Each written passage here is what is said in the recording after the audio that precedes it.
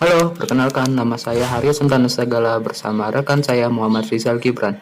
Jadi di video ini saya ingin membahas tentang kinerja pemimpin dan perubahannya selama pandemi ini. Dan tentu saja video ini dibuat untuk memenuhi tugas mata kuliah kepemimpinan yang diampu oleh Pak Duyono Irianto. Oke, langsung saja simak ya dan ambil positifnya guys.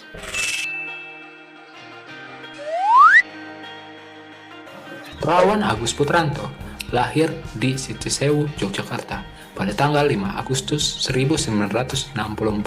Usianya saat ini 56 tahun dan beliau adalah mantan Menteri Kesehatan Republik Indonesia pada Kabinet Indonesia Maju di masa pemerintahan Presiden Joko Widodo dan Wakil Presiden Ma'ruf Amin yang menjabat sejak 23 Oktober 2019 hingga 23 Desember 2020. Jadi, Bapak Terawan ini adalah salah satu Menteri Kesehatan yang telah berakhir masa jabatannya dan menurut banyak orang pun kinerjanya terlalu santai seperti di saat beliau mengatakan corona akan sembuh dengan sendirinya pada saat virus ini muncul di Indonesia dan itu pun memunculkan banyaknya permasalahan baru di Indonesia. Yang akan sembuh sendiri, ya, penyakit yang memang sembuh sendiri.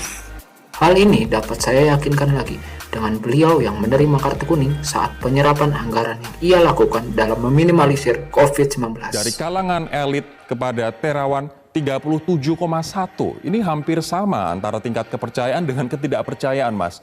Apa yang terjadi? Maka dapat disimpulkan bahwa kinerja dari beliau kurang begitu signifikan dalam mengatasi COVID-19. Maka setelah itu Bapak Terawan pun di masa akhir periodenya mendapatkan rapot yang tidak baik selama kepemimpinannya sebagai Menteri Kesehatan periode 2019-2020. Dan yang menjadi pokok pembahasannya adalah sosok Menteri Kesehatan yang baru. Ia bernama Budi Gunadi Sadikin. Ia menjabat sebagai Menteri Kesehatan Indonesia pada Kabinet Indonesia Maju sejak tanggal 23 Desember 2020.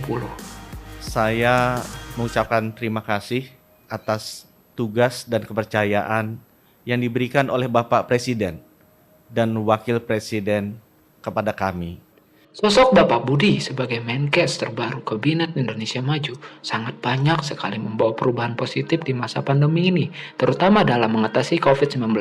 Jadi kami telah merangkum 3 kinerja yang menonjol yang beliau lakukan dalam kepemimpinannya sebagai Menteri Kesehatan. Di antaranya adalah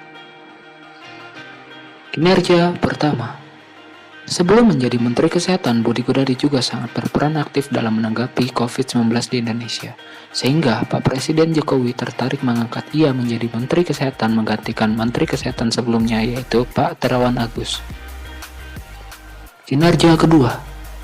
Budi Gunadi setelah mengemban tugas menjadi Menteri Kesehatan terbaru, ia mengerahkan sumber daya dalam negeri dan membuka jaringan internasional untuk pengadaan 20 alat PCR test dengan kapasitas lebih dari 10.000 tes per hari atau 28% dari kapasitas nasional. Kita bisa membangun sistem layanan kesehatan publik yang kuat dan siap mengatasi masalah SARS-CoV-2 ini.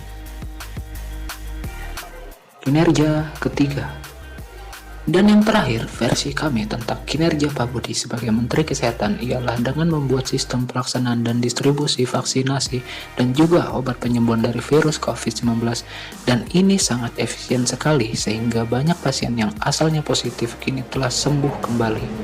Untuk mengenai tugas yang diminta oleh Bapak Presiden agar difokuskan segera bisa dilakukan adalah bagaimana kami bisa menangani. Jadi itulah sedikit rangkuman tentang sosok pemimpin yang sangat membawa pengaruh positif dari setiap kinerjanya di masa pandemi. Tetap lakukan yang terbaik untuk kesembuhan bumi ini dari COVID-19 dengan cara mematuhi protokol kesehatan dan rajin mencuci baju dan tangan. Utamakan kesehatan ya guys. Sekian dan terima kasih.